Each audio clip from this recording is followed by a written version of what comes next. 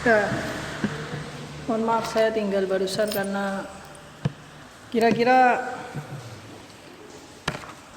masalah pernikahan beda agama bisa dipahami. Jadi seperti itu. Apa? Ya anaknya ya sudah la ikraha fiddin, sudah. Ikut siapa saja. Ya, la ikraha fiddin itu, tidak ada paksaan dalam agama. Ya silakan mau diikut siapa terserah. Nah, termasuk di sini masalah pernikahan beda agama adalah masalah hukum memakan. Hukum memakan pemberian orang non muslim di dalam rangka merayakan merayakan hari rayanya. Seperti kalau Natalan sampan diberi oleh seorang yang non muslim makanan dalam rangka selamat hari Natal. Termasuk juga ada hukum mengucapkan selamat hari Natal. Jadi begini. Sekarang saya mau bahas. Pertama, hukum memakan makanan dalam rangka hari Natal. Ya, saya kira tidak masalah. Kita memakan makanan yang hari Natal itu. Karena itu tadi, baik Nasrani maupun Yahudi termasuk dalam kerangka besar namanya Millata Ibrahim Hanifah. Millata Ibrahim Hanifah. Agama-agama keturunannya Ibrahim. Jadi Nabi Ibrahim itu kan dikatakan sebagai Abul Anbiya wal Mursalin. Abul Anbiya wal Mursalin, bapaknya para nabi dan para utusan. Itu Nabi Ibrahim. Menikah dengan Sarah, tidak punya anak. Sampai umurnya Nabi Ibrahim kira-kira 180 tahun. Umurnya Sarah itu sudah mendekati 100 tahun. Belum punya anak. Karena nggak punya anak, akhirnya itu punya pembantu namanya Hajar. Katanya Sarah mengatakan, Mas Ibrahim, kita ini sudah nikah sudah lama sampai sepuh kok belum punya anak. Sampai sudah kalau ingin punya anak nikahi saja, menikah lagi saja. Ya, ada perempuan yang nyuruh suaminya menikah lagi itu Sarah ini. Siti Sarah meminta Ibrahim menikah dengan Hajar. Punya pembantu namanya Hajar. Akhirnya dinikahi. Ternyata punya anak. Punya anak dinamai Ismail. Ini tinggalnya di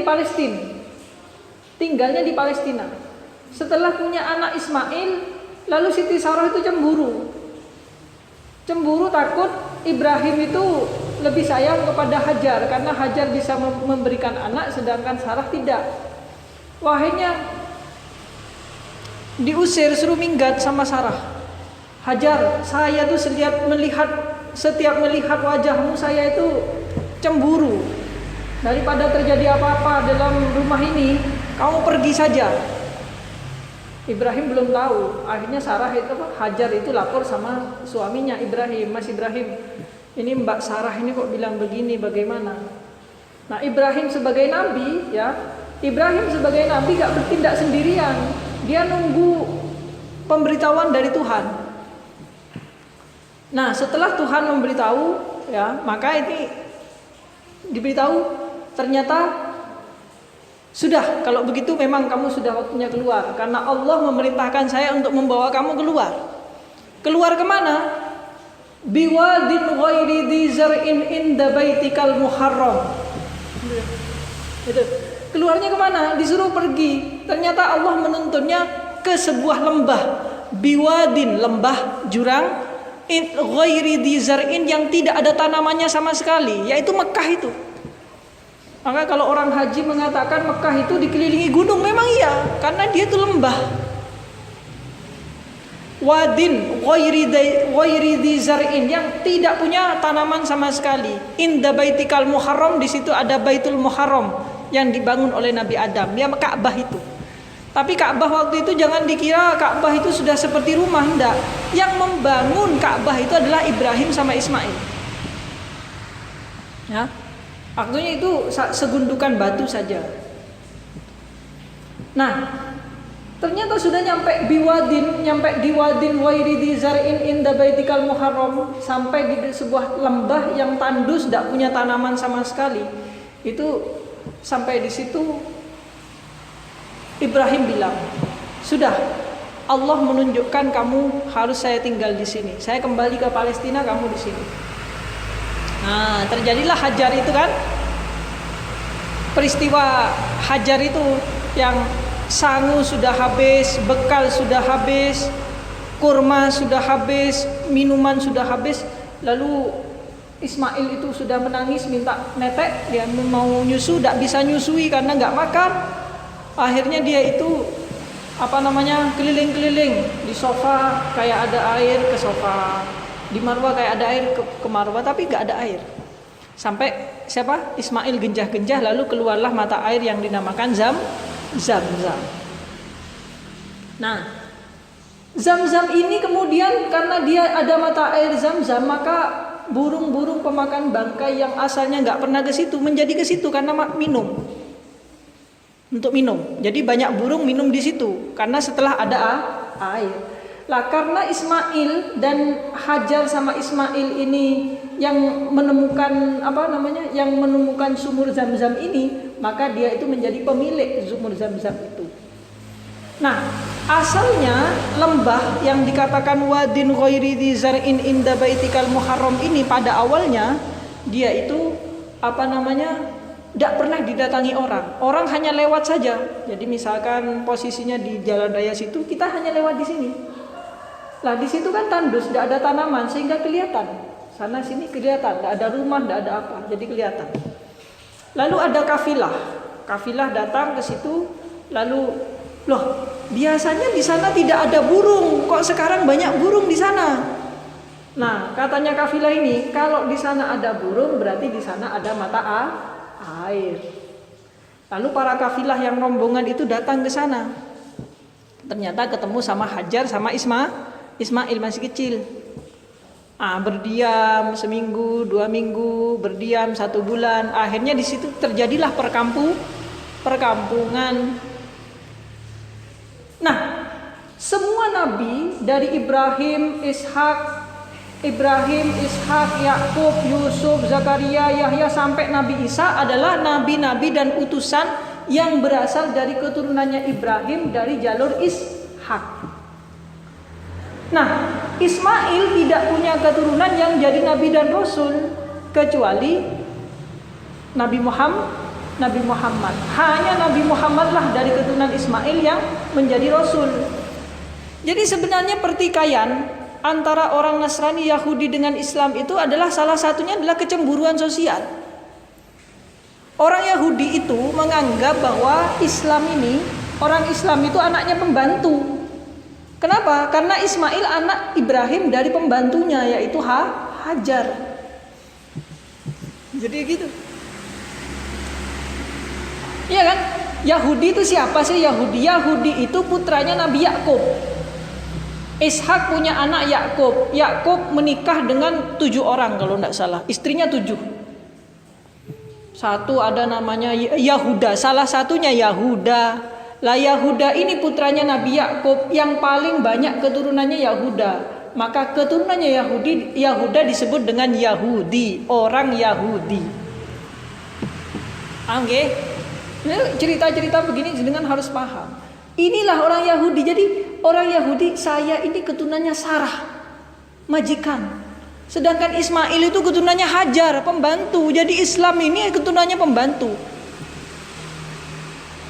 Yahudi merasa dirinya, orang Yahudi, orang Nasrani merasa dirinya itu anaknya majikan karena anaknya Sarah. Nah, setelah Ismail lahir, sudah agak besar, sudah waktu itu gak punya anak, anaknya cuma Ismail. Sarah belum punya anak. Ketika sudah menginjak remaja, Ismail di Palestina, tinggal Sarah di situ. Ketika Ibrahim mengunjungi anaknya di Mekah, pulang ke Palestina belum nyampe. Itu Sarah dapat ilham dari malaikat. Sarah, sebentar lagi kamu akan hamil, kamu akan punya anak. Nah, Sarah ini guyang-guyu, hahaha, gitu. Gimana kalau orang guyu? Gimana? Coba guyu. Masuk satu kelas, 1 orang aja. Itu guyu. Nah, guyu. Katanya Sarah itu begini katanya. Bagaimana saya punya anak lawang usia saya sudah menjelang 100 tahun. Kalau tidak salah usianya sudah 98 tahun. Ibrahim sudah 180 tahun. Bagaimana punya anak? Katanya malaikat. Lah kamu itu kok merasa tidak mungkin?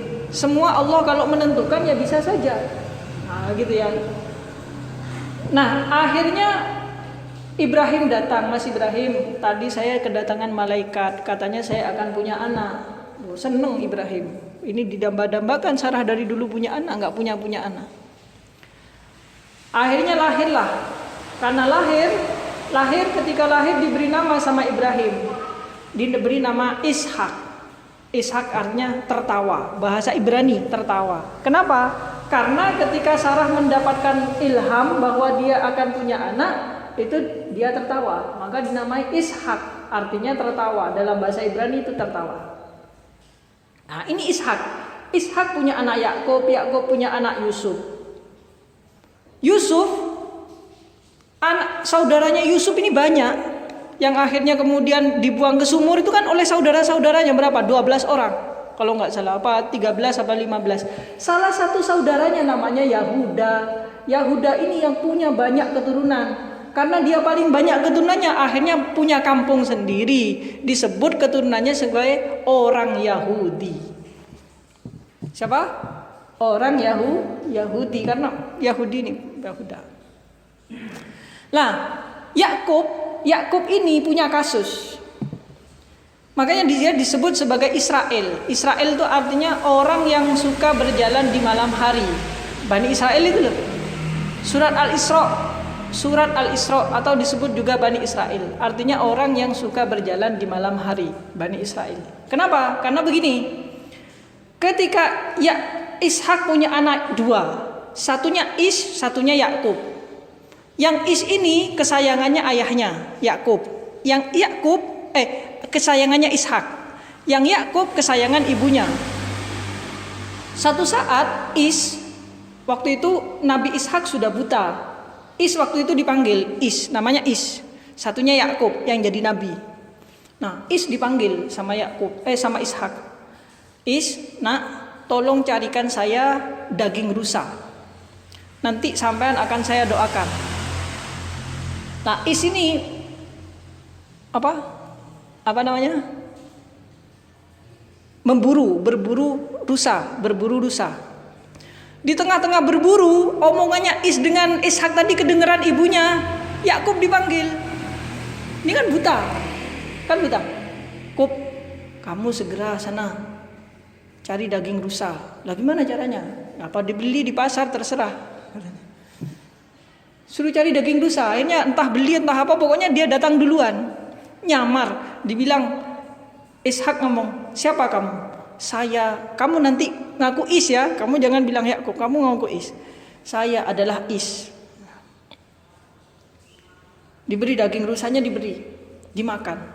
Setelah dimakan, didoakan sama Nabi Ishak. Aku doakan, ya Allah, jadikanlah keturunannya anak saya ini, yang di depan saya ini, jadikanlah keturunannya sebagai nabi-nabi dan utusan. Saya berdoa kepadamu, untuk kamu, kepada Allah, semoga keturunanmu dijadikan nabi dan utusan. Wah, akhirnya kan benar. Ishak punya anak Yusuf punya anak, semuanya itu. Sampai Nabi Isa itu keturunannya Yakub. Anaknya Yakub. Lah ini enggak terima. Ketika sudah diantar makanannya, katanya ayahnya gitu. Yang tadi siapa? Ya saya enggak tahu. Oh, berarti tadi Yakub itu katanya. Wah, akhirnya ini mau membunuh Yakub. Karena Yakub yang salah, sama Ishak disuruh kamu minggat saja. Takut dibunuh. Karena takut dibunuh, dia itu berangkatnya kalau malam. Siang sembunyi di gua, malam berangkat. Siang sembunyi di gua lagi, malam berangkat, terus begitu. Maka disebut sebagai Israel. Israel artinya keturunannya Yakub. Israel artinya orang yang suka berjalan di malam hari. Anaknya Yakub disebut dengan Bani Israel. Sehingga Yusuf itu Bani Israel karena anaknya Yakub. Paham ya? Yahuda yang jadi Bani Yahudi, orang Yahudi itu anaknya Yakub, namanya Bani Israel. Sekarang jadi negara Israel. Sampai di sini paham no betul cerita-cerita begini. Malah gak ngaji pingin diceritani terus saya ya. Tapi kan seneng kalau bercerita begini kan ya. Nah itu masalah kayak gitu. Nah ketika Nabi turun, Nabi menjadi Rasul dan membawa agama Islam, komunitas di Arab itu ada 3, 4 dengan Islam. Yang 3 ini siapa? 1 Nasrani, 2 Yahudi, 3 apa? Kaum musyrikin yang menyembah berhala. Jadi ketika di dalam Al-Quran dikatakan wala tankihul musyrikat hatta tu'min, janganlah kamu wala tankihul musyrikat hatta tu'min, janganlah kamu menikahi orang-orang musyrik sampai dia itu beriman. Itu yang dimaksud adalah orang musyrik yang menyembah berhala. Sedangkan peristilahan yang digunakan untuk menyebut orang Nasrani dan Yahudi itu adalah ahlul kitab. Di dalam konteks ini maka menikahi orang ahlul kitab itu diperbolehkan karena dikatakan wal muhsanatu minan nisa min ahlil kitab dan sebagainya itu boleh kamu menikahi orang-orang yang kamu sukai dari orang ahlul kitab. Ini yang melandasi kenapa para imam yang 4, Abu Hanifah, Imam Malik bin Anas, Imam Syafi'i, Imam Ahmad bin Hambal melandasi pendapat mereka bahwa boleh menikahi orang non muslim. Yang penting di dalam millata Ibrahim Hanifah. Yang tidak boleh yang menyembah berhala, orang Hindu, orang Kristen, itu kita nggak boleh. Gitu, nonton nggih. Meskipun ada yang mengatakan bahwa itu termasuk millatu Ibrahim Hanifah. Karena ada kabar bahwa saya dengar cerita bahwa Ibrahim itu selain punya istri Sarah, sebelumnya juga punya istri yang akhirnya Melayu begitu ke India yang menyebarkan agama Hindu Buddha, itu yang menurunkan Siddhartha Gautama Buddha, itu yang saya dengar. Tapi wallahu alam. Tapi yang masyhur adalah bahwa punya 2 istri, Sarah sama Hajar, yang akhirnya melahirkan agama Nasrani, Yahudi dan Islam itu. Jadi nggak apa-apa. Misalkan Mas Holil nanti ditakdirkan ke Syria, lalu di situ ada Kristen Koptik namanya, Kristen keturunan. Kamu menikah dengan orang itu tidak apa-apa, tidak masalah. Ya, bagus. Nonton, nggih. Jadi boleh menikah beda agama itu boleh. Kalau cerita. Nah sekarang kan mau ngaji nih.